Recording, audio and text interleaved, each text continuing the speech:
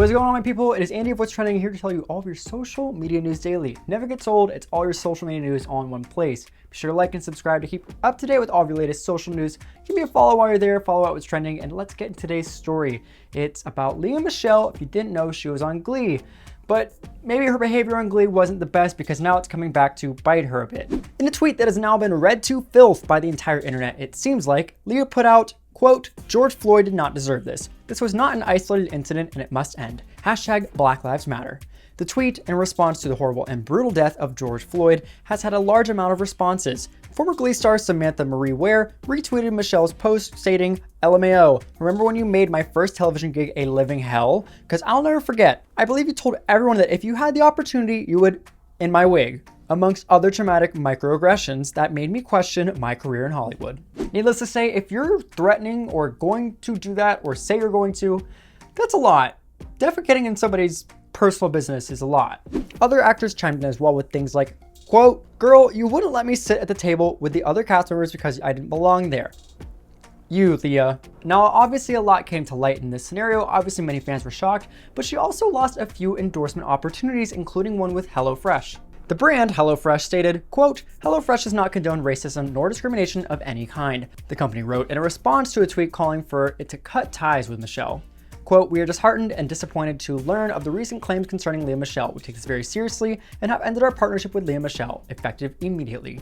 And within the next day of everybody chiming in and giving their thoughts, Lea also pandered and thought about it and gave her own response. She wrote, "One of the most important lessons of the last few weeks is that we need to take the time to listen and learn about other people's perspectives and any role that we have played or anything that we can do to help address the injustices they face. When I tweeted the other day, it was meant to be a show of support for our friends and neighbors and communities of color during this really difficult time.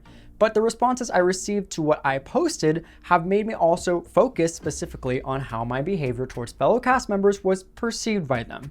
A lot of people were really upset that Lea didn't really address that she made racist remarks or overall as a whole, but she says she doesn't remember any of those remarks, especially the one about the wig and defecation that we pointed out.